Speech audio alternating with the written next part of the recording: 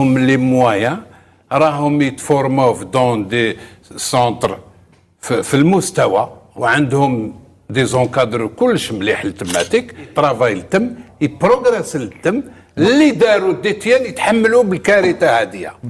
ريح اسكت شويه باش ترتاح والناس اللي تخدم. المنتخب المغربي بيفرض التعادل على المنتخب النيجيري اللي كان انتصر وبكل سهولة على المنتخب التونسي في الجولة الماضية، والمغرب متصدر للمجموعة وبيتأهل رسميا لدور الثمانية من كأس الأمم الأفريقية تحت 20 عام المقامة هنا على أراضينا هنا في مصر.